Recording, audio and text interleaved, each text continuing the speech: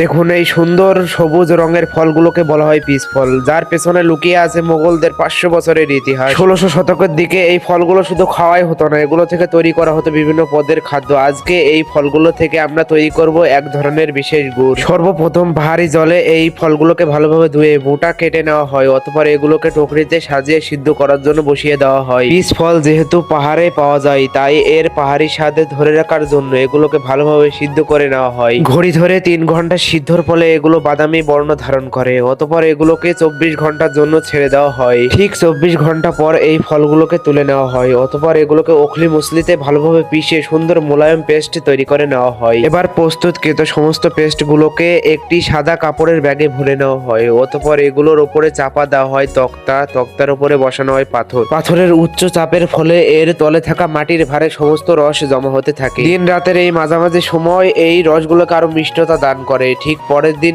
এই পাত্রগুলো থেকে রসগুলোকে সংগ্রহ করে নেওয়া হয়, অতঃপর কড়াইয়ে রসগুলো বসিয়ে ভালোভাবে জাল করা হয়। আপনারা শুনলে অবাক হবেন, এই পিচ ফল থেকে তৈরিকৃত সমস্ত গুড় শুধুমাত্র রাজারাই খেতে পারতেন, তবে কুইং ডাইনেস্টির পতনের পর থেকে এই গুড়গুলো জনসাধারণ খেতে পারে। বর্তমানে পিচ ফল থেকে তৈরিকৃত গুড় এই চীনের গ্রাম বাংলার ঐতিহ্য। ফাইনালি এই গুড়গুলো জ্বালানোর ফলে কালো বর্ণ ধারণ করে। আমরা এগুলো কাচের বোতলে সংগ্রহ করি। এই শীতের মৌসুমে সকালবেলায় আপনারা 1 চামচ করে প্রতিদিন এই গুড়গুলো সেবন করতে পারেন। পরিশেষে যদি ভালো লাগে লাইক করবেন। আসসালামু আলাইকুম।